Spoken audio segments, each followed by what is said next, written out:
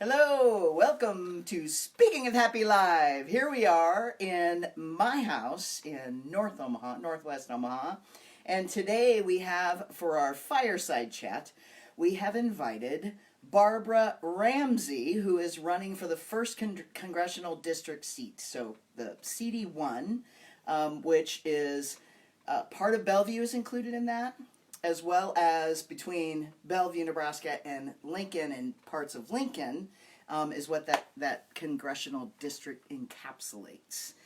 She is running against Fortenberry. There's another person who's running as well, but we're not here to talk about her. We are here to talk about Babs Ramsey. So come on, Babs, come and have a seat with me. Hey, Hey. Thank you for having me. Hey, you bet. Thank you so much for being here. I've got people messaging, is the live stream coming? People are really feeling that, cabin fever, and they're ready for some somewhat social interaction, I guess we could say. I hope that we're entertaining for them. Well, I hope that we are entertaining for them as well. Oh, yeah. Oh, looks like my head is cut off. I need to tilt that back up a little bit. I'm going to fix that. One moment. Camera adjustment. I don't want our heads cut off. There we go. Beautiful. That's what happens when it's live. When we're live. Hi, Dan Har. Thank you so much for being here. There we go, the delay, and I'm back on camera. All right, well, welcome to the show. Thank you so much for joining us today. We're going to kind of hang out here for a minute and see how many folks. We have one person thus far, so we don't want to get too deep and too complex into conversation. Sure.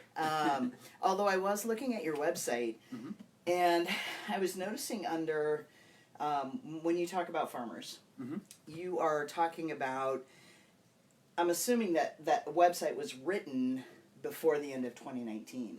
Yes. And so I was curious if you have been able to get any hard numbers or stats or data in regard to the impact that what's happening in regard to trade and importing and exporting, the impact that it's having on farmers here in Nebraska. And do you have any of that hard data that, you were speculating some of the numbers, but I'm sure, it was written before the end of the year, so. Yeah, the last numbers that I looked up were from the Nebraska State Farm Bureau, and they had estimated that we have lost almost $2 billion in farming revenue through trade. So that was the last numbers that I'd seen, hard data that I'd seen from them. So lot of money. A lot of revenue. that is a lot of revenue in it, and the specific impact when you get down to local farmers. What do you think, what kind of an impact is that having on farmers who are doing more organic growing? I think that it's probably having the same kind of an impact on them, but not as much, because I'm not coming from an organic farming background, but I would assume that they're not shipping their stuff as far because it is organic. Right. But I would expect that the trade policies are still affecting theirs, but I don't have a direct answer as to how much. Right. Well, so let's back up just a little bit. Sure. First of all, have you always been someone who's been interested in politics, or is this something that has come up newly? I mean, I know you grew up in Iowa. Yes. In a farming community. Yep. So you're, knowledgeable in that regard, but where did this whole I'm going to get into politics thing show up? So, what caused me to get into the race, I watched Jessica McClure's race, voted for Jessica, and then in 2018, and she obviously lost, but she had moved the bar by 9 points against Jeff. And so I was watching to see what he would do, but I was thinking in the back of my head, I was like, maybe someday I'll give this a go, and I'm kind of interested in it. Yeah. And I was really inspired by all the other people that had run in 2018. So I continued to watch Congressman Fortenberry to vote against raising the minimum wage. He chose not to renew the Violence Against Women Act, did not support the Equality Act, and I'm like, who's running against this guy? Like, I gotta, like, support him, and there was nobody. And then I read a Seeing Red blog post that was, like, trying to encourage somebody to run, and so I was like, yeah. So I jumped into the race. So here we have Babs Ramsey. She says, okay, what the heck, and I'm not just going to tip my toe in the water, I'm actually going to jump in full-heartedly, which I think is amazing. And, I think that, so you didn't grow up with a desire to get into politics one day, or? Not so much. It was, growing up, I actually was more interested in, like, history. I actually have a bachelor's degree in history, but growing up, I loved learning about history and studying history and about all the different things that have happened throughout the world, you know? And that's what I wanted to do, was something with that. So I guess in a way it kind of ties in, but... Well, I think in this day and age, I think it actually ties in really well. Because if we don't know where we've come from, and we don't understand where we've come from, we're going to continue to repeat mistakes over and over and over again the further ahead we get. Oh, yeah. And I see this cycle happen a lot within the LGBTQ plus movement. And a lot of that has to do with the fact that, people are, it's like, we're all taught to kind of be like this. Like, this is my world. This is what impacts me directly, right? And again, to a certain degree, there's some selfish motivation there, because we're, I'm sorry, I always talk about this, but the colonizers came in and made us individualistic when we were very communal as indigenous people. And I think deep down in the hearts of all people are much more communal than they are individualistic. Yeah. But what we see happening is that vilifying our community makes it difficult for folks who are LGBTQ plus to, number one, have access to information, number two, have the desire to find that information, and they typically are finding it as it applies to them. And everything else they kind of just wade through. We have to get to a point where we're looking at all of it. And so that's why I think, history is applicable to everything. Oh, yeah. Especially politics, because we have so many things that we've done over and over and over and over and over again, and we see no change down here. Right? It's always up there, maybe. I mean, who watched the president just like an hour ago talking about how great everything is on Wall Street? Yeah. Business is good on Wall Street. Oh, and I'm going to turn it over to Pence here to deliver the bad news about this thing that's happening that's not as bad as the flu. It's not as bad as the flu. It's like, oh my God, who is this man? Yeah. Oh, yeah. I keep waiting for his chest to split open and an alien to jump out, and then Sigourney Weaver to come flying in. Ripley comes to save the day. But that's not happening. Unfortunately not. One can dream, though. Oh, yeah, definitely. So I think history does have a... to go back around the big long... definitely. Yeah. I think that history does have a good... Because you can look back and see, like, why did these laws get put in place, and, like, what was happening in the country and the communities at that time for these things to happen. Right. Like, you can go back, since before the Constitution and see things that are still affecting everything, Yes, absolutely. And things that don't evolve as they should as time evolves. I mean, think about it this way. I was reading something about how China handled the last pandemic and what they learned from that. And then I was looking at, they were sharing about how it's like, we have this information because we have these people who have come forward and said, hey, I'm sick, right? And then we've tested them and they say, yep, you're right, and you have it.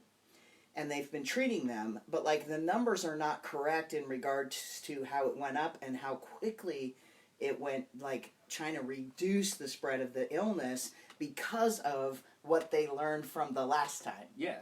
And so, and we have all this information now that I've been reading, and I'm like, I mean, I didn't leave my house. I haven't left my house since Friday afternoon.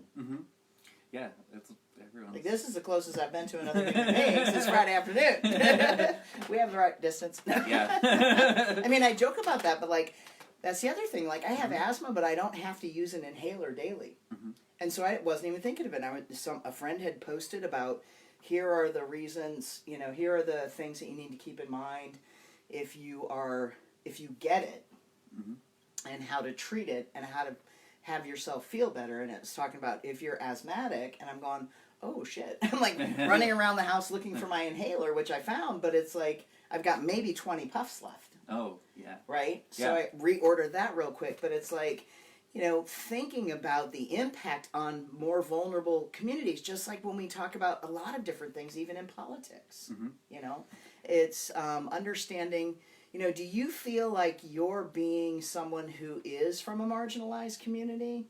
Do you feel like that hurts you in this race, or do you feel like it gives you an opportunity? I think it's both, if I'm being honest. Yeah. I think that it gives us an opportunity because, like, coming from this area of where we receive discrimination, and I understand, like, the barriers that are in place to just, like, getting a job, or, living my day-to-day life, Right. Yeah.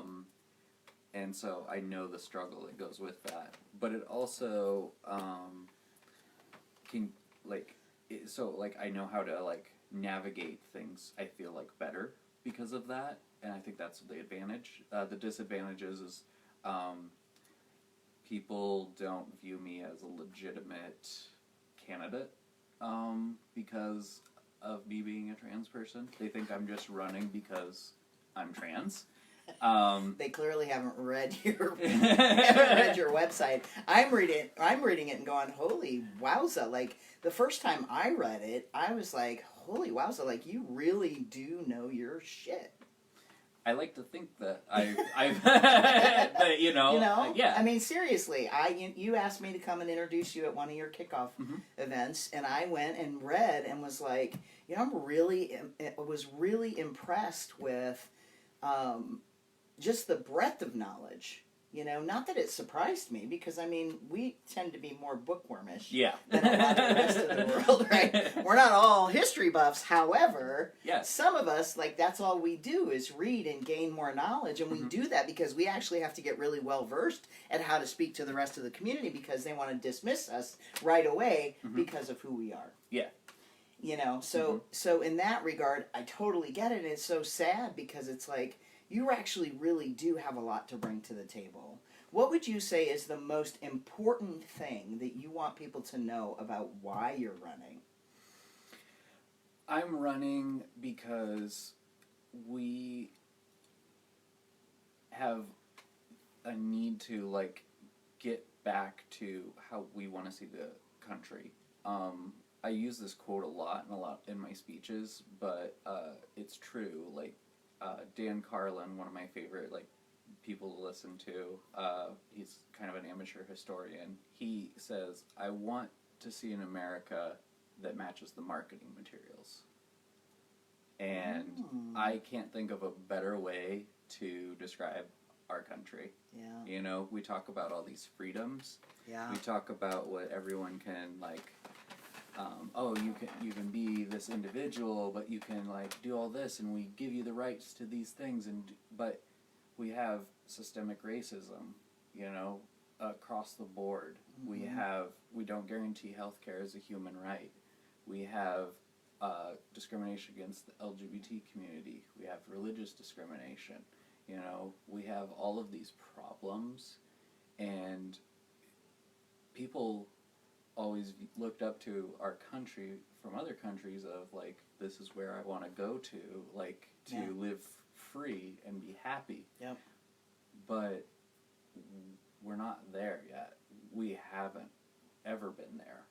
Like, yeah, and it really, for me, it puts into, like you said, if we want to be a country that matches the marketing materials, and when we think about it, the people who are making those decisions, they're typically like, oh, we need a black person in there. Yeah. Or we need somebody who looks gay, or we need, like, they're doing it as a showpiece and not the truth, because they're definitely not backing it. I mean, when you look at what's happening right now in our legislature and with LB 627, and how many times it's been brought up.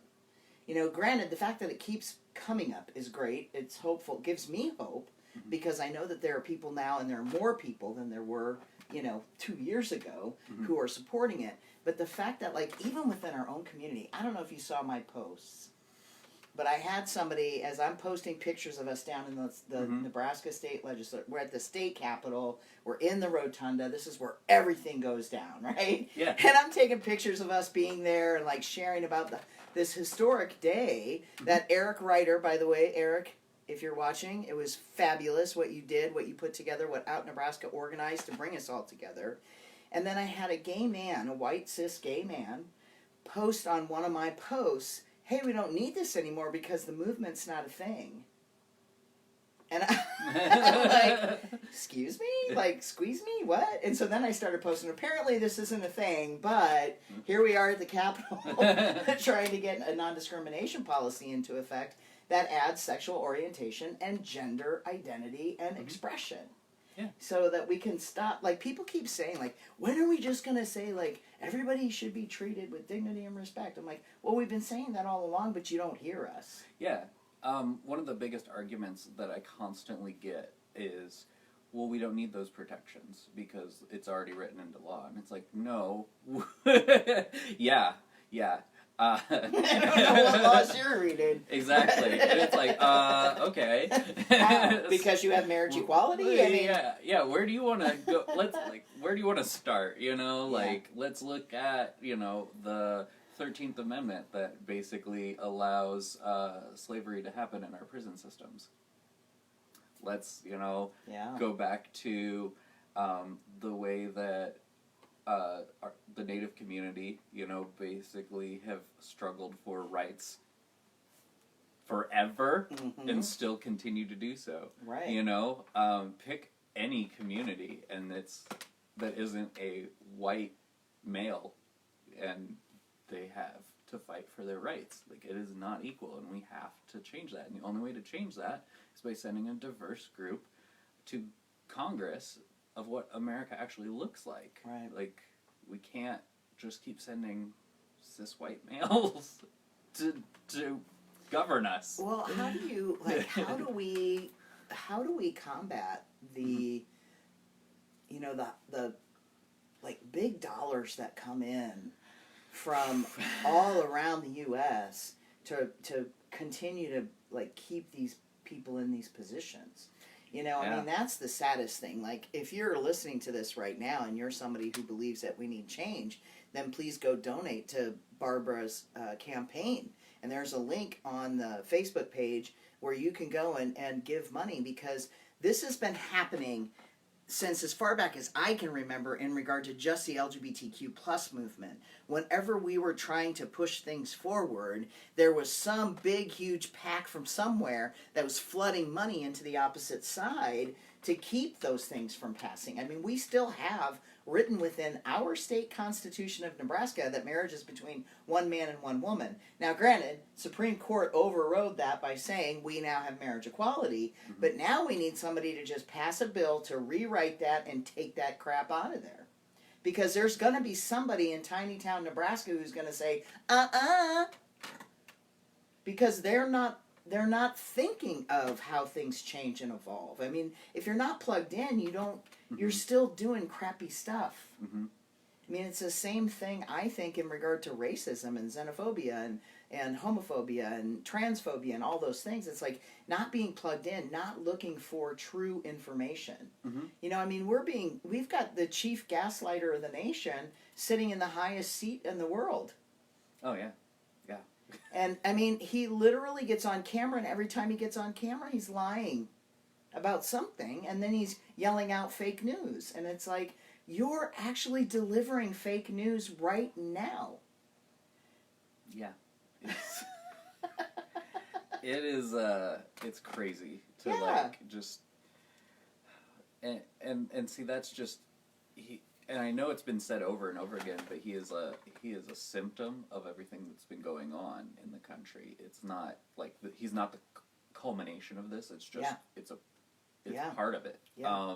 And you know, we have to come together and fight back against this. And to like turn back to your question of like what we can do to fight back about this, like these big donors and things like that, is right now the only way is to get more people like me elected into Congress to overturn getting big money out of politics. Something it's definitely difficult. I don't have the luxury of. All right, let's back up.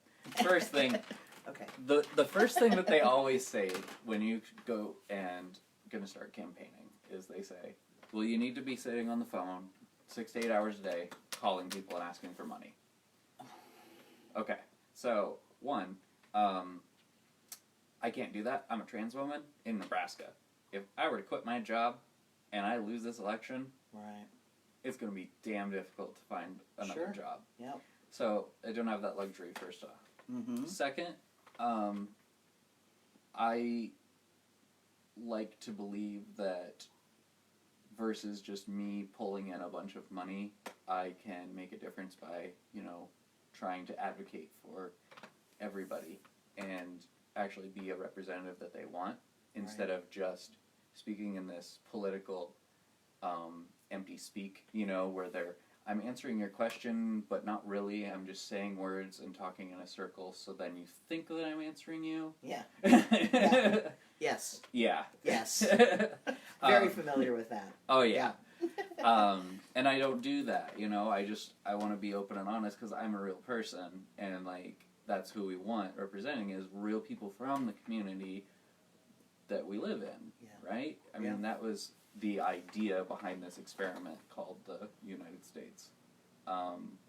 So I don't know how we can like combat that money other than just keep trying, keep fighting, running a grassroots movement. And then if anyone does want to donate, I would gladly take their money. 16 counties, although we've kind of suspended our public appearances until further notice because of COVID-19. But we are going to be doing some virtual town halls and things like that. Well, and I think that, you know, I mean, something like this is actually kind of timely. Oh, yeah, definitely. Given with all of the things that you're having to cancel, because I started seeing that happen, and I was just like, well, you know, if you don't mind coming over to my house still, we can still do a live stream, you know, I mean, it is what it is, just wash your hands. Don't worry. I know, we have both been quarantined for 2 days. Yeah. It's all good. We're all good. I mean, we joke about it, but it's so important. I mean, it is. Somebody posted something earlier today about how, oh my gosh, President Trump is telling us to not visit the elderly anymore. And I'm like, well, I mean, that's the only rational thing he's actually said, because the truth of the matter is this: you don't know if you've been exposed until 2 or 3 days later. Mm-hmm. And then at that point, everyone that you've come into contact with could potentially have been exposed to. Mm-hmm. And so, like, earlier this week, I want to say it was Monday, maybe even, Monday or Tuesday, I got a call from my mom's facility, and they said, no more outside visitors, only necessary personnel. And so it was like, you know, they're like, please just understand at this time, you know, they have no reports of anyone there that's had it, which I think is great. And my mom is actually very vulnerable. I mean, she's 74 years old. She only has one functioning kidney, and she has dementia. And so, like, for her, she couldn't even probably tell them that she was suffering. Mm-hmm. You know? I mean, it's difficult. So it's important. I mean, that's just the biggest thing is, like, you know, I don't know how ignorance can run so rampant, but it does. Yeah. I don't know. Like, I wish I had an answer for that. Like, I don't know how it's just like, just be safe, protect your loved ones, you know. Everyone has an elderly person that they care about or somebody who could be highly affected by this. So it's just, like, just be safe. And highly affected meaning, like, literally lose their life over it. Yeah, exactly. And that's the part where it's just like, I was just listening to as they were sharing about it, the mayor and the governor, and, you know, then they had Adipur from the health, Douglas County Board of Health, and she was sharing this whole list of places where this one person had gone, and like, I mean, all over the place. And so it's just like, and then I'm reading conflicting things about like people saying that the virus could actually live on a surface for a certain amount of time. So, like, if someone coughs and their spit lands someplace, that virus is active for another 2 or 3 hours. So you may not even have to be right next to that person in order for this to happen. Then somebody says, oh, no, you got to be within the same, within 6 to 8 feet of this person for 10 minutes. And it's like, I don't know if that's necessarily true. Mm-hmm. So who do we believe? But anyway, we're not here to talk about virus. We do have a few folks watching. If anybody has a question, somebody did say something about Wisconsin Death Trip shirt. Yeah. Okay. Static X. There you go. James Pandis said. Thank you. And Danielle Russo Johnson. Danielle, if you're still here, hello. It's good to see you. Please feel free to ask any questions. I'm sitting here with Barbara Ramsey. She is, or Babs. She is running for CD1, which is the first congressional district for Congress, a seat in Congress. And she lives in Bellevue. Bellevue is part of the district. Yep. Can you tell us, like, who else...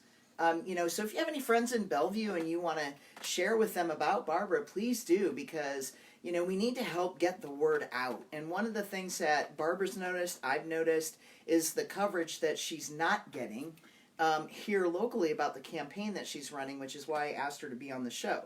So I really didn't ask her to be on the show because she's transgender.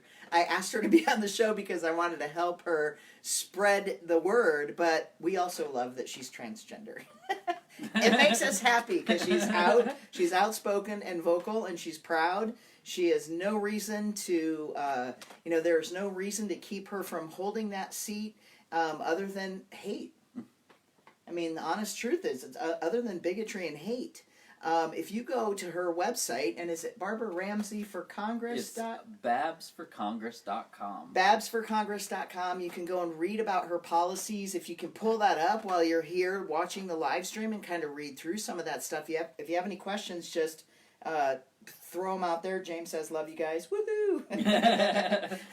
Still there. Thanks for hanging in there, James. If you have any questions for Babs, we do want you to ask them, so please ask. Or if you have any, anything you want to share with her about maybe helping her make some of these phone calls that she can't make because she has to have a full-time job while she's running for her candidacy. If you want to volunteer for her campaign, is there a place on the website where they can volunteer? If you go on to you click on the 3 lines, and then it'll pull up all of the options on our website, and there is a volunteer page that you can go to, or I think the page is just babsforcongress.com/volunteer, if I remember right. Okay. So that would be very helpful. So tell me a little bit more about. So if you were seated in Congress today, with some of the things that have been going on with all of this COVID-19, what are some of the things that you would be saying and doing? I would be harassing Mitch McConnell to get his butt back to D.C. because we've got people that are going to die if he doesn't get back there and help pass this package. It's crazy to me that he went on a recess, whereas the House stayed and they worked on negotiations and getting this plan put together, and then now it's just sitting at his desk, like the 400 other bills that he still refuses to put through and do his job. So I would be just livid and harassing that man. Something tells me that you might already be sending some messages. I might have McConnell's sent. way. I might have sent a few. There you go. So you get a little practice for what's to come. It looks like Karma joined us. Hello, Karma. Let's see. Oh, look, and Barbara Ramsey for Congress just posted, so it looks like your people, my dudes. Either that or Babs is a magician. There's the link right there on the page. So, okay, so tell me, what else is it that you feel like you feel is strong in your platform, what you're running on compared to your competition? Okay. And not just the current seated Fartenberry. I mean, Fortin whatever. Yeah. Forts and eyes. cherries. Googly eyes. One thing that I actually have is I actually have a multitude of plans on my website. All of my plans have been thoroughly researched. I've reached out to members of the community, such as yourself, to have them evaluated before we actually posted them. Mm-hmm. On her site, she has literally 3 bullet points, and that's it. That's her entire policy. Her whole website is 1 page. One thing that I think that I wasn't expecting it to be such a huge part of my campaign, but has turned into being a gigantic part of my campaign is my rural broadband policy. Okay, tell us more about that. So, what a lot of candidates do, presidential, congressional, Senate, they always just propose we're going to throw more money at rural broadband. That's their solution every single time. Throw money at it. Well, the problem is that since between 1992 and 2014, over $4 billion have been given to internet service providers like Verizon, Comcast, Cox, CenturyLink, so on and so forth, to expand rural broadband. And what they have done is pocketed it and not actually used it to expand it out. And what they are actually spending it on is lobbying. In 2018 alone, they spent $98.2 million on lobbying to keep states from allowing municipalities to create their own internet service provider. Wow. So there are 25 states in our country that block or outright ban internet service providers to be created by the municipality. So what I would like to do is renew this act that died in committee called the Community Broadband Act. And I'm going to add a couple provisions onto that. So what this would do is, first, it would make all of those other bans and blocks illegal, and it would be against federal law. Yeah. So now municipalities can create their service. It also will actually, by law, classify the internet as a utility. Thank you. And it will also make net neutrality a federal law instead of a FEC policy. Right. So with that, imagine if you wanted to have another service provider in a small town, and like Wahoo, Nebraska, and right now you've only got one choice in town. Well, imagine if their local Wahoo municipality could just build out their own internet. Right. And here's the thing, is it just opens up the funding that's already there for these towns and cities. So they can just go and apply for these grants and then start building their internet service. Right. Yep. And it'll create construction jobs, tech jobs, administration jobs. I mean, imagine if we could get OPPD to put together an internet service. Right, and so think of it this way. I mean, with what's happening with this, schools that are literally shutting down. Like, I think all of OPS, there are a lot of Lincoln Public Schools, like, they're all shut down for the next 2 weeks. Part of it was spring break, and then they're adding an extra week because they're trying to do that 14, 15 days of kind of self-quarantine. But it's been coming up. I've seen this popping up all over my feed about folks who don't have access to the internet. Yeah. And the fact that even within populations like Nebraska or Omaha, having internet as a utility would be beneficial for everyone. Yeah, exactly. And that it's not a luxury to have internet access. Today, the world we live in today is it is a luxury now, but... Yeah. Like, it's a necessity for, businesses to operate, to do schoolwork, to do research for, kids to do things, to apply for jobs, to do all of these things. Yeah. It is a necessity. Yeah. And, you know, think of all the marginalized communities, all the rural communities that don't have access. If you live out on a farm, Yeah. you know, I'm just, that's why we need to reclassify this. Yeah, So. absolutely. Well, I mean, you get my vote there. If I could vote for you. Anybody, if you know people in Bellevue, Barbara Ramsey for Congress. What are some of the things, you know, like, so what's the worst thing that you've heard in running, right? And then what's the most surprising thing you've heard?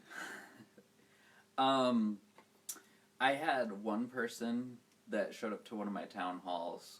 We were talking about my support for the Equality Act, because I got asked a question on that. And it turned into the person that one of the person in attendance had asked. This was when Pete Buttigieg was still in the race, and they're like, "So you're gay like him?" And I'm like, I'm trans. Where do I start with you? Yeah, and they're like, "Well, what's the difference?" And then I was like, "Oh boy!" So it was real hard to, like, you know, not confront that, but I just kind of, like, had to sidestep around because that would have been not a good thing. But anyway, so that's probably the most difficult thing. Well, I would say, I would be like, have you heard of LGBTQ plus? And it had yeah, and it turned into an actual conversation about, like, issues that I see as a trans person, and I was talking about how, like, going to one of my instance of, like, one of the issues that I'm seeing is, like, trans people going to the doctor. Like, we can be denied service because of who we are, and this person straight up said, "Well, that doesn't happen around here," and I'm like, "Well, it's happened to me twice, like, in the last year." And they're so like, it's happening around here. And then I was asked to prove it. And then I was like, hold up. So anyway, that was a fun time. Okay, so that would be the most outrageous. Yeah. I mean, Yeah. The most surprising thing is actually going into these the rural communities and the not caring that they're like, yeah, you're trans, cool, whatever. Like, we want to talk about policy, you know? So that's... Well, I like that. Oh, it's great, right? Yeah. I love that. But, like, I don't know, I think it's more of like a because I wasn't out coming from when I lived in the rural community, you know? And I didn't come out until I was here in Bellevue. Right. So, I guess just and it's a problem that I think everybody has, but you, like, you have this idea built up in your head of, like, how they're going to react and things. No, I totally get it. Because you're talking about people who are in smaller communities where you're going to talk to them, and they're saying, yeah, okay, you're trans, whatever, but what are you going to do about... Yeah. Because really, again, I mean, so that's where the folks with the selfish motivations actually come in handy, because they're really thinking from their own perspective, what are you going to do for us? Yeah. Fine, you're transgender, great. What are you going to do for us? Yeah. Right? Yeah. And so that part of it does make sense, given what I've experienced in the past 5 years of my coming out as trans. And I think you came out a year prior to me. Let's see. Was it 2? 2017 is when I came out. Oh, 2 years after me. Yeah. Dang, you were like, boom, boom. You go, girl. Yeah, thanks. You're welcome. I see you. So yeah, my therapist says I've been busy since my transition. So. Yeah. Well, my therapist says the same about me, but it took a little while because I was taking a lot of pot shots from my place of employment, so I had to wade through and mitigate some of those issues.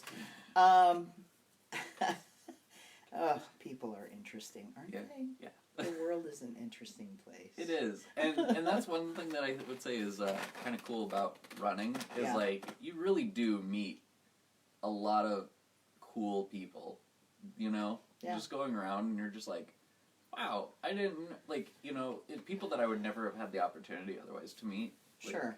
Just, I don't know, it's just cool. Well, and I mean, I think it's cool in the sense that, like, you're not afraid to talk about who you are if it comes up, right? Yeah. Or your history. Not that it's applicable, because it really isn't, and I think it's great to hear that to folks that you're speaking to them it really isn't applicable. Mm-hmm. And that makes perfect sense, right? And Mm-hmm. it's great that they think that way. Mm-hmm. I wish more people would. I mean, this is the part where I get, I wonder if somewhere we could pull numbers on how many LGBTQ plus folks are living in the area, in the district that you're running in. Because, some of the recent statistics that I pulled in regard to just in general shows that LGBTQ plus folks are half as likely to even be registered. Yeah. And that's the other part where it's like, so you're playing okay, I can speak to these folks who are your cis hetero folks who don't care about your identity, but they just want to know about your policies, and that's beautiful. But then how do we motivate folks who are LGBT to vote? Because I think they don't or I don't know. I mean, geez, I've been an advocate almost my whole entire life, so I've always known that this was an important piece of us eventually getting our rights. Yeah, that's a great question. I don't know, like, what we can do to drive them to come out and vote. Like, it's a politics affects your life, like, directly. And I think it's more of, like, seeing how we can communicate that to them, not just with the community, but with, like, everyone, but to get them to come out and vote is how I think we can do that. It's just like, look, okay, you've got Fortenberry right now. Googly eyes. And Good making googly eyes. He doesn't care about the community, he opposes it. He is not for it. Right. Okay, is that what we want to see here in Nebraska? Like, as one of our representatives, or do we want to see somebody who actually cares about our community and is going to advocate for it, who is a member of the community? Right. So I have had actually a few people, like, when I announced my candidacy, I sat with a woman in Bellevue. She wanted to meet and chat, and we sat for 2 hours at Starbucks and talked, and she was we chatted about everything, but she told me this is the first time that she's ever had a candidate that she feels, like, connected to because she's an out gay woman. Oh. And so I was like, that's really cool. At one of my campaign events, I had one of my supporters came out to me as bi, and he was just like, I am so happy to, like, have representation. That was at the first one, It wasn't was. it? Yes. So it's just, and, like, the trans community, they've come out in, like, droves, So, I mean, it's super cool. But it's also very surreal being, like, I'm just me, and then all of a sudden now I'm, like, oh, I'm representing you, Right. Your cheeks are starting to look about the color of your hair right now. With that, did a little bit of blushing going on. So over it's weird, but, like, Yeah. I hope that I'm up to I hope that I can fill the shoes that they. Well, are I expecting. feel like you can. I mean, honestly, I would have never agreed to come and and be at your kickoff campaign. And, like, not that I was thinking that you wouldn't, like, you know what I'm saying? Mm-hmm. I was pleasantly surprised. I figured, well, she's got to know something, right? But then as I was reading through your website and going, oh, wow, shit, she knows a lot. Like, damn, like, okay, where have you been? Like, I mean, but, 2017 and before then, you were busy with other things. Yeah. You were busy with other things trying to figure stuff out. So, I mean, I think that's, it's important. I think it's really key because right now, I don't think, I'm not sure, but are there any other candidates running for Congress across the U.S. that are trans? There is, I can't remember their name, or their last name. It's Charlie something over in Colorado, running in Denver. Okay. Using they, I think Okay, that they're they're non-binary. Okay. But they have messaged me and stuff, so we've been in communication. We're actually both members of the Rose Caucus, so that's how I met them. So that's the only one that I'm aware of for the House. There is somebody running out in Maryland. I don't know if she won her Senate primary or not. I don't believe that she did because she was challenging an incumbent. But I think, to my knowledge, that's it. In 2018, there was actually, I think, 5 people that were trans that ran for Congress. None of them made it past the primary. Also, none of them raised more than $5,000. Wow. Except for one. Wow. So, it's a struggle for us. How's the fundraising going for you? About the same. But you know what? That's okay. It's okay. Because I would rather use it for gas and drive to talk to people, or in this case now, just use it as a way to get more signage out and get more things like, I'll use what funds we have and around the circumstances we have, and we're going to win the primary, and then we're going to go beat Fortenberry. So. All right. Well, there you have it. Anybody out there? We still have 4 people watching us right now. Anybody out there with any questions besides comments about T-shirts? Because we are here to answer whatever those questions might be. I don't know what time it is, though. I'm not sure. I could zip right off of here. Oh, 6:54. Wow, that time went by fast. Oh. We got about 6 minutes. 6 minutes. So what's your 2-minute elevator speech? Oh, boy. We have 6 minutes. I live in Bellevue. I have a wife, 2 kids, 2 dogs, and a cat. I grew up in Northwest Iowa, home of the world's largest popcorn ball. It's across the street in a yard shed from Casey's. Okay. I worked for county and city government for 5 years, designing IT budgets and building out networks and working with them on implementing different technologies. I've talked to constituents, I've talked to boards of supervisors, I've talked with police departments, sheriff's offices, emergency management. I've set up an emergency management office. I worked briefly for a federal contractor that worked for the Postal Service, doing IT for them. In 2014, I was recognized as one of the top 250 people in the world for managed IT services because of my work with government. Wow. I was a government advisor for an Inc. 500 company for 3 years. I have an associate's degree in information technology. I have a bachelor's degree in history. I co-founded a transgender support group with my therapist in Bellevue. That's going on 3 years strong. Yes.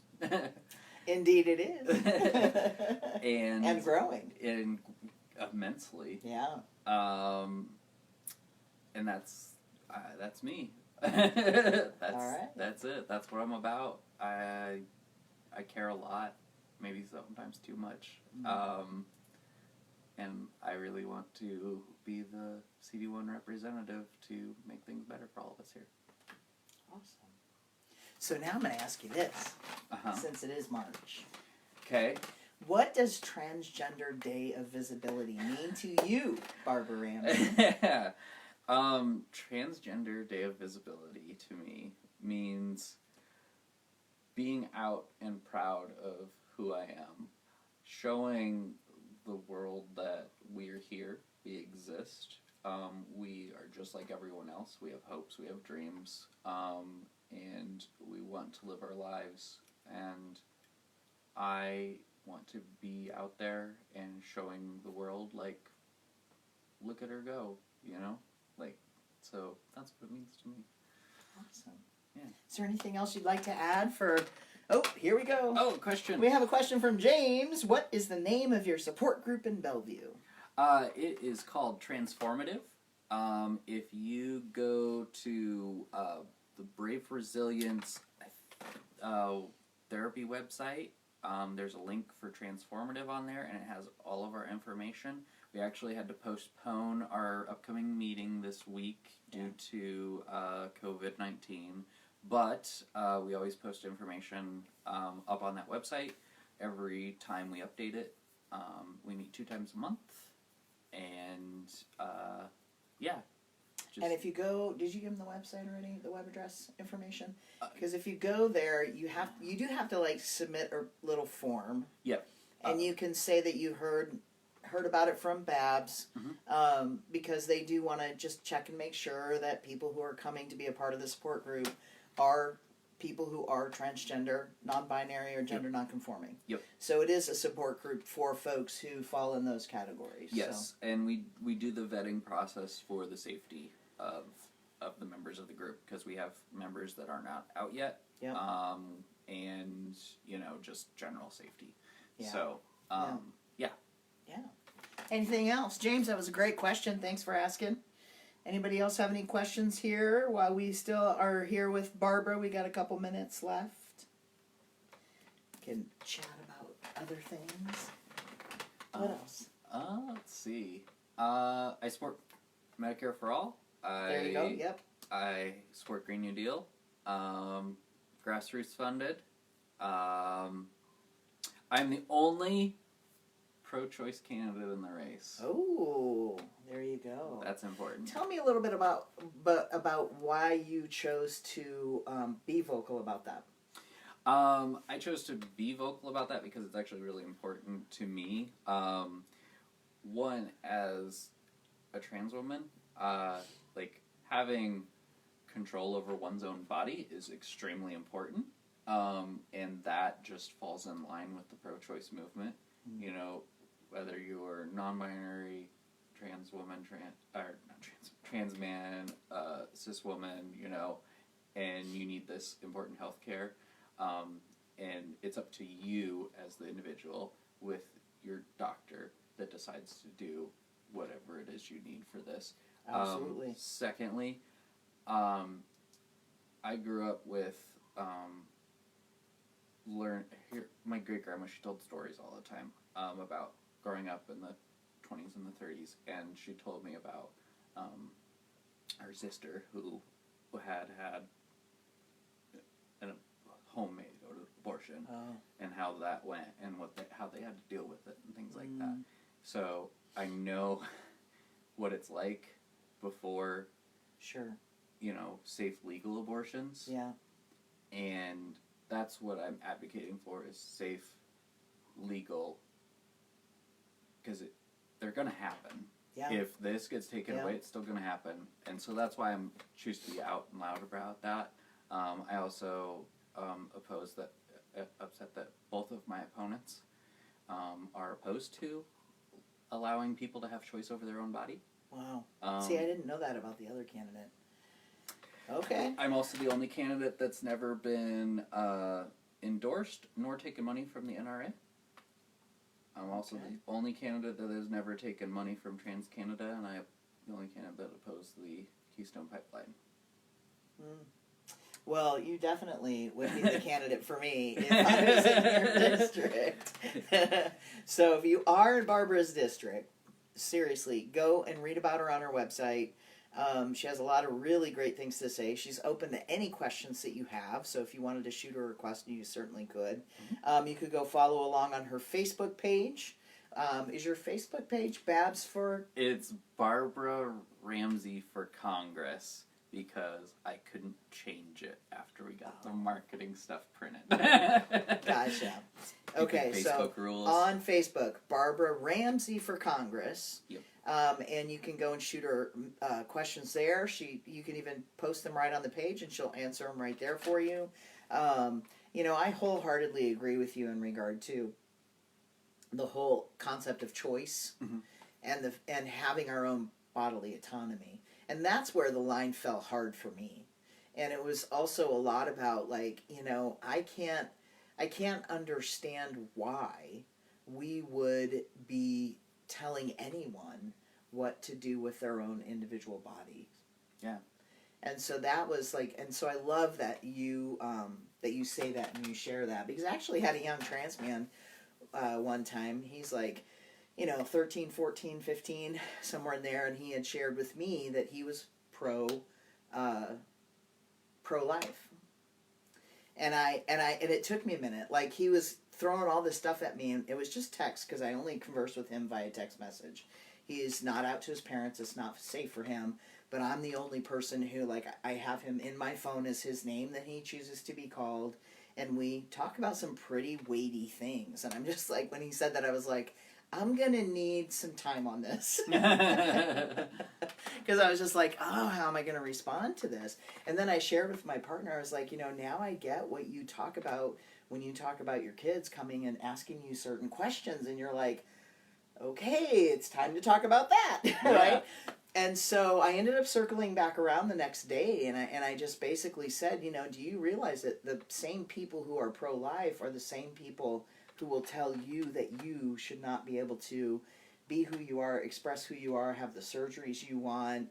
They're trying to stop that. I mean, we see these bills that are trying to be passed like all the time. Like, they just hammered them.